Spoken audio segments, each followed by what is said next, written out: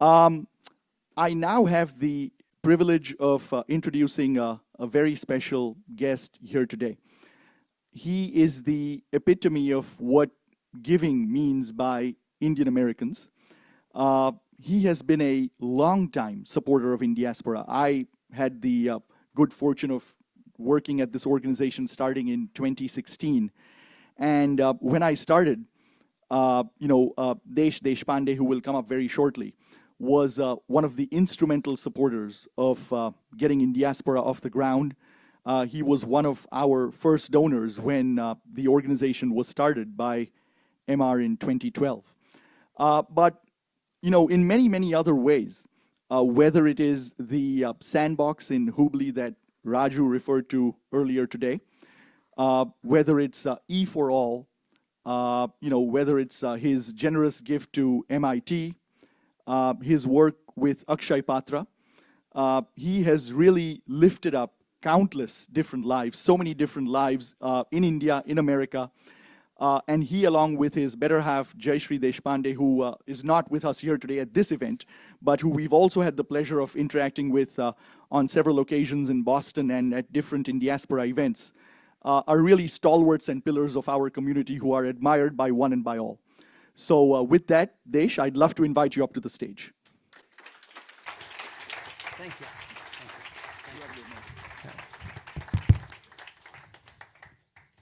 Well, good evening. I know you've been sitting there all day, so give me a fun topic to talk about. My topic is, what would Gandhi do if he was here? First of all, he would have been fantastically happy. 75 years ago, it was unimaginable that so many talented people would come together in Silicon Valley, of all the places, to actually start thinking about how can everybody in India do well, which is amazing. And so let's give a hand to Alex and MR and Sanjeev for putting it all together.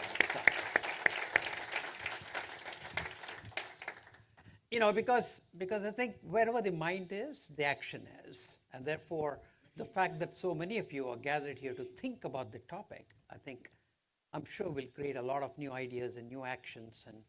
And just like Silicon Valley startups, we'll keep reiterating them until we get them right, and we'll have a big impact. And,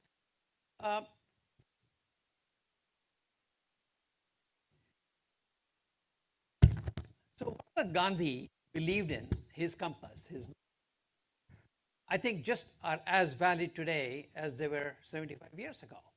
He believed in truth as a way of life. Is this okay? You hear me okay? Okay. And so, and then should I just?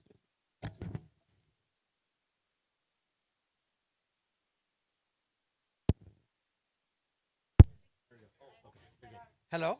Hello? Hello? Hello, can you hear me okay? Okay. So ahimsa, which is compassion, which is at the bottom of everything, right? It doesn't matter whether it's for-profit, non-profit, politicians. Compassion is at the bottom of everything that everybody in this room is all about.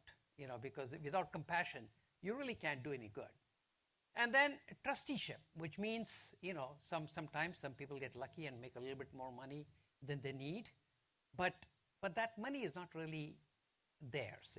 It's in some ways, they're trustees of that wealth, trustees of the talent, trustees of the time that they have. And the question is, how do you put it to good use? And finally, seva, whether it's politics or nonprofits or for-profits or economic or spirituality, it's all a question of seva. How do you think about others as opposed to constantly thinking about yourself? And so, in 1948, when Gandhi passed away, we had 350 million people in India. The life expectancy was 35 years, right? So people didn't live very long. There were, we always used to hear when we were young that old people, those people are very strong, very healthy. And that's because it was a natural selection process. If anybody lived up to 50 or 60 or 70, they would obviously be very strong because they got through that thing. But the average life expectancy was 35. And the per capita income was $50, right? So you talk about poverty. And the literacy was about 20%, if you stretch it. And so in 2025, when Gandhiji, if we're here and looking back at it, he would say 1.4 billion people, 70 years life expectancy in India today, and the per capita income has gone up to 3,000. And the literacy rate actually has inched up to 75%. Quality may be questionable, but 75% is the literacy rate. And so he would be actually saying, well, that's pretty good. However, I think he would be very concerned about the fact that the difference between wealth and the divide between haves and the have-nots. The averages are pretty good. But the way the division is happening between haves and have-nots is something that's of big concern to almost everybody in this room. Technological marvels, AI and everything else is going on, but the ethical issues that surround it, and also the violence and polarization, because all the technology is leading to, is really enabling a lot of this stuff. So if he were really alive, he would say, let's really look at the for-profit and the non-profit world. The good thing about the for-profit world is that the capitalism has probably been one of the best things that's happened to the world in the last 50 years. It has lifted millions and millions of people out of poverty, right? All because of the free market economy.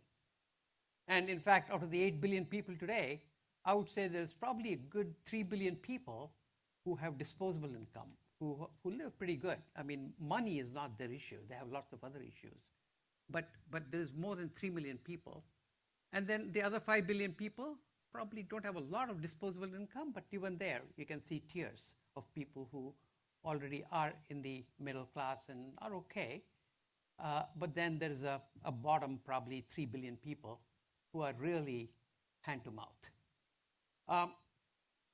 The good thing about the for-profit is because this is something that everybody here, every Silicon Valley entrepreneur knows. You start with some crazy idea, but then the good thing is within 2-3 years, you have to find a sweet spot where somebody is willing to pay for your crazy idea. And so that feedback loop that you have from the customer back to the idea is just a very, very powerful tool. And even if you find a solution that somebody is willing to pay, you have to keep competing because there's always competition. And so it's that competitive force that really keeps the execution excellence going. You have a restaurant, you serve bad masala dosa for 2 days, you're out of business, right? And so execution excellence is absolutely given. But in that intense competition of keeping up with your top line and the bottom line, the businesses lose compassion. They lose compassion for the environment, they lose compassion for the people, for their customers, for what they do, and so on. And so what happens on the for-profit side, which is very good to lift a lot of people out of the poverty, has execution excellence, but it lacks compassion. But then if you come to the non-profit world, that feedback loop is gone. I mean, non-profits don't start without compassion, right? I mean, without compassion, why would you even start a non-profit? So you start a non-profit, but unfortunately, because the donors are the ones who give money, and it's not the customers who pay the money, the feedback loop between the what you do and how effective it is lost. Because you can always get a few beneficiaries to give you a fantastic video, right? I mean, that's not a big deal. You can just pay them. So because of that feedback loop is lost, there is no execution excellence. So as a result of that, both in US and India, there are 3 million NGOs, 3 million nonprofits each. India has 3 million, US has 3 million. Out of which, in India, there's probably less than 20 of them which have a budget of more than 50 crores. Even in US, there's probably less than 200 that have a budget of more than 50 million. which means because here, once somebody starts a company, a nonprofit organization, it doesn't have to die. Because if you did 100 this year, next year you got a little bit less money, you just did one, it's okay. It never dies. So there is no mergers and acquisitions, there is no bankruptcy, so it's just a land of the living dead. And so there's probably about 99% of the nonprofits which are totally useless. And they won't go away because there's nothing that forces them to go away, right? They just survive. So what would Gandhi do? Gandhi would say, well, the for-profit, it's a good mechanism. It lifts people out of the poverty. It gets things very efficient and they execute excellence. But let's make sure that we inject a lot of compassion in there. And then for the nonprofit, they would say, let's see if we can bring execution excellence to what the nonprofits do. And that's what most of the people in this room can contribute, because all of you come from running these highly competitive businesses and you know what execution excellence is. So if ever you can team up with people who have the compassion for helping other people, I think you could contribute tremendously in making sure that this happens. Same thing happens with politicians, like Raja. They have compassion, but they also have a competition. But unfortunately, their competition is a little too intense. Raja Krishnamurthy, he has to compete every 2 years. So does he compete to survive, or does he focus on doing things that he really wants to get done, right? That's why he's smart. He's now saying, I don't want to compete every 2 years. Maybe I'll compete once in 6 years.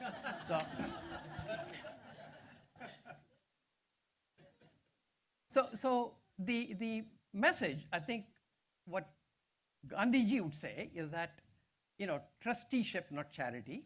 That is, I think whenever you help other people, there has to be dignity to it, right? I mean, it's not really a money that you're giving away. You're really trying to make sure that you empower dignity and livelihood. That is, any nonprofit which just makes people more and more dependent on you is not a good thing. Any nonprofit where the more successful you are, the more dependent people become on you, it's not a good nonprofit. A good nonprofit is the one where people start becoming more and more independent, you bring about a systemic change, and you work yourself out of business. That's where things are a little different than the for-profit. In the for-profit, you constantly want to guard your market share, you want to hang on to that customer, you want to make the customer depend more and more on you, right? Here it's the other way around, actually. You want not the market share, but the impact share. And to get that impact share, you want people to become less dependent on you. In fact, that was one of the big questions on the previous panel on scale and depth. So my take on that is, there are lots of problems in the world. And it depends on whether you scale or you go deep, depends on the nature of the organization. For example, there are some people who are extremely talented, but they are so deep in compassion that they want to give everything away. So they go to some remote village in somewhere, Africa or India, and then they start helping people there. And the question typically they tend to answer, because of the deep compassion, is that who is the one who needs the most help? And the person who needs the most help is obviously the one which is the most complex case, right? And so by the time they help them, they'll probably do everything they can to help those people, but they can help maybe 5 people, 10 people in their whole life. We need those people too, because they are the champions of compassion. It's those people whose compassion rubs off on other people, and you really see these people so genuine about wanting to help. But then people who come with systems thinking, technology, system change, all these things, they should think about it a little bit differently. And so they should not start with asking the question, who is the one who needs the most help? They should be asking the question, it's a little bit more like building a company. You want, the first product you build should be an MVP, not the most complex one, right? So you build an MVP, you come up with a simple thing that can make a change, but that change will only apply to a segment of the market, only to a segment of the people. Let me give you one example where, we do the skilling program where a lot of the young men and women from villages and talukas, they go to colleges and they go through 15 years of education, get a BA, BCom, BSc, and not a single person from that college gets a job, right? So we have a program where we can whip them into shape and get them a job, and they make anywhere from 2.5 to 4 lakhs a year. So it's not a lot of money, but it's a life-changing experience for them. It turns out that if you go to a college in a village, the top 1/3 of the students, we can almost place them 100%. The next 1/3 of the people, well, maybe 60, 70%. The bottom 1/3, 0, right?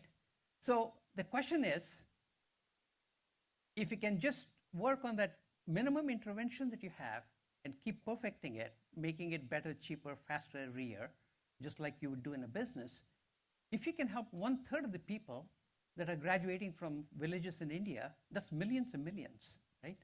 So the thinking is, it still starts with the compassion, but with a slightly different bent to it, right? I mean, that's where I think people who have built a lot of companies and methodically make their product more and more complex, but not start with the most complex product, I think are the ones who will scale these solutions. And in fact, scale it also, I think the other thing that I heard was through partnership, which is absolutely the right thing to do. So for example, we run that program in about 75 colleges, and now the colleges are coming forward to do the programs themselves. And hopefully, over the course of next 5 to 10 years, it'll become a part of the curriculum in these colleges, and we don't have to do that anymore, right? So every nonprofit is there to bridge the gap between the way it should be and the way it is. And the smaller the gap, the better is your chance that you'll be successful in actually bridging it. And once you bridge it, then all the other partners, governments, and everything else, if they all embrace that solution, you want to happily give it away. You don't want to own it because you don't want the market share. You don't want the burden, right? I mean, you just want to help those people. So Gandhi was not anti-technology, but he was pro-human. So when we think about technology, we should also think about how technology can help everybody, right? But I think what I found is that when you help people at the very bottom of the pyramid, like Karya or like anybody else at the bottom, they don't really need the earth-shattering technology, right? What they need is the most relevant technology. And so actually spending time there, immersing yourself in the problems, because there's no way you can build a company if you don't understand your customer, right? And none of us sitting in a room like this and having the level of standard of living that we all have here can ever understand how a person on $1 a day lives, right? That's not possible. So you have to co-create the solution with them. You have to immerse yourself in that environment, and you have to build the capacity within that community to actually come up with the right solutions.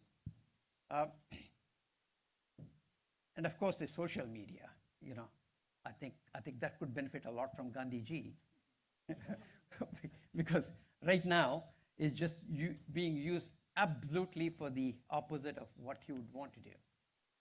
Well, so I think Gandhi ji, in our own way, I and my wife Jayashree have been trying to practice seva as much as we can, and so we use entrepreneurship as a platform, as Raju talked about, and so we did quite a bit in universities in USA, Canada, and we're doing that large program in India now, where we're trying to, because India is now spending 100,000 crores a year, but not much comes out of it. So we have a program which we're replicating from United States, which has been a very successful program here, to make that investment have a lot more impact.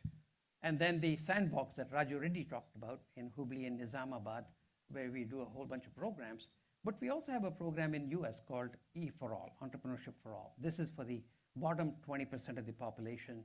We have about 2,100 companies now, trying to scale it up to 50,000 companies so that it becomes a category of its own.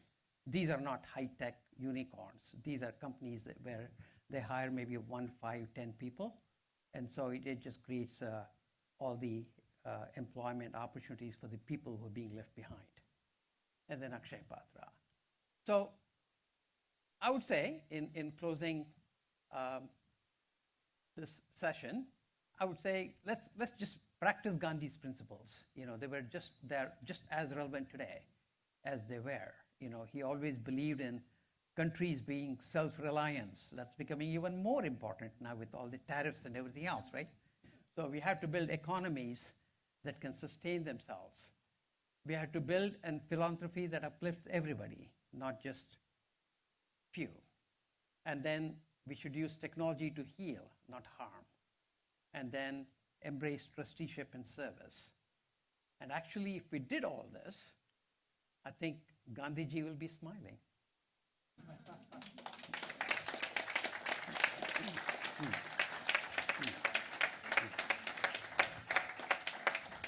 We have time for a few questions? Yeah, please. Okay. Question?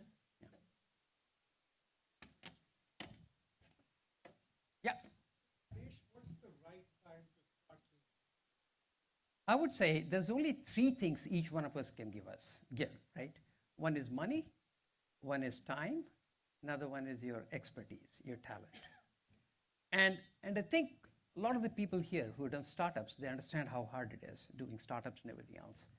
But doing nonprofit is 10 times as hard. So I would say start budgeting the three things to whatever extent you can. It can be as small as you think it is, but you start right now, right after tomorrow. If you're not already started the journey, start it tomorrow. Whatever little you can give, you should just give it away every year. And it'll take a long time before you actually learn how to do it right. What you don't want to do is, and I've seen that happen sometimes, people, they get lucky, they go public or whatever, they make some money, and suddenly they want to give a lot of time and a big chunk, and they think it'll solve the problem. But in nonprofit, problems don't go away that quickly. And then they become bitter. And then once they become bitter and get burnt, they're useless to themselves and they're useless to the rest of the world. So don't do that, So inch slowly and carefully into that sector so that you learn how to do it and you enjoy it, Then you learn how to do it and then you actually benefit from it. Come on.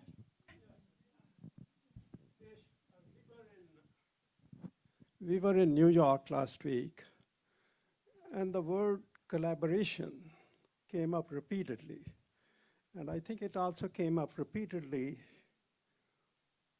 today too. And I think in a way, your example is a good example of what's going on between you and Eddie, great deal of collaboration. I wonder if you would like to comment on that.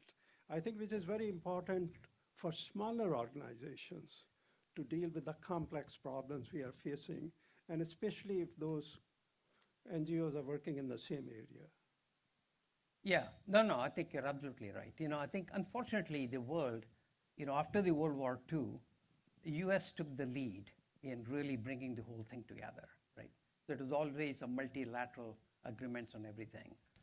And suddenly in this new thing, it's all bilateral agreements, and which is like really messing up collaboration between a lot of other things. But within the nonprofit world, I think we all have to learn how to work together. And what makes it very hard is that every nonprofit is started by a very, very compassionate person. It's like a very compassionate entrepreneur. And he can never collaborate with anybody else. Because his idea is the best idea, right? There's no idea that can be better than his. And so it's very hard to sort of collaborate, give up, do mergers and acquisitions and everything else. But we have to learn how to do that. Otherwise, I don't know if some financial wizards here can come up with a way to extinguish non-performing nonprofits. But I think if there is a forcing function there, maybe it'll happen. Yeah. Asking that question now on the other side. When you talked about for-profits developing more compassion and non-profits developing more execution excellence, the latter is beginning to happen, and the morning's conversation capacity was kind of point in that. Are you seeing for-profits develop more compassion, given very often it's a race to the bottom on those Well, I think it's a question of people who become leaders have to keep injecting that into it, right? And there was a lot of talk about how the purpose and the profits have to go together. Otherwise the younger people would not stay with the corporation. So for the last 10 years or so, there was a lot of this momentum behind company not just chasing the profits, but a profit, purpose, and people. But right now, it's getting so challenging that people may lose compassion, and we need to make sure that we bring the compassion back. So I think it's a constant effort. I mean, I don't know if the job will ever be done.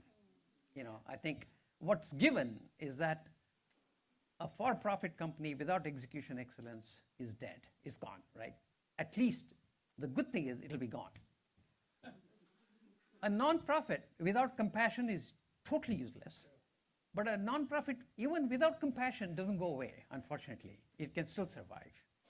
And so constantly we have to keep injecting this execution excellence in the non-profit and the compassion in the for-profit. Thank you. Deshji, how do you think about balancing giving to causes back home versus giving where you live? Well, I think the world has so many problems.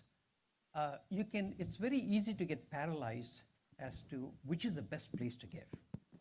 I think it's always, is it the starving, deserving kid in Africa, in India? Is it the most talented kid in a village who doesn't have the opportunity? Is it animals? Is it, tree, environment, whatever? And so you can get paralyzed. So ultimately you have to go where your heart is, right? And I would say, the path we have taken is that we're doing both. And we find that they're very synergistic. In fact, all the high-tech stuff that we did here actually went back to India, but all the nonprofit stuff that we did in India is what came back here to US. So there's a lot of learning to be had because they all have very common elements. But start somewhere. Sorry. Hi, Desh. I have a question for you. How does hope function as a force for unity in a very polarized world?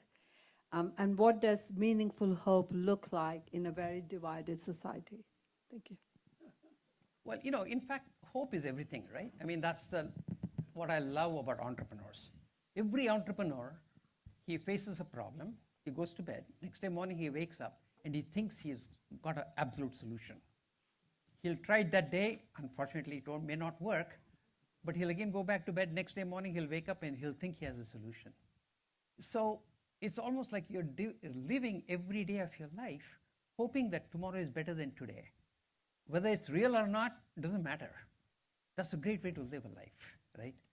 And what happens is that when problems become chronic, the problems become very hard. In fact, that's how we get impoverished communities, impoverished nations, impoverished companies. When the problems become overwhelming, there'll be a few entrepreneurs who will try to solve it, they cannot, and then they feel victimized, and then they feel helpless, and then they start complaining. And then what happens is that the primary culture is one of complaining because it's hopelessness, right? And so the only way you pull communities or anybody, any group out of that part of it is to convert complainers into problem solvers. In fact, that's what this E for all is all about. Same thing in India, but here, the bottom 20% of the population, it's hopeless, right? If you go to East Palo Alto or any of these communities. But you work on you identify maybe 4 or 5 entrepreneurs who can actually do something, and they start a business and they start doing well. All their neighbors, cousins, friends, they all start doing it. And so we've been doing this now for 15 years. So in some of the communities, we have maybe 200 businesses.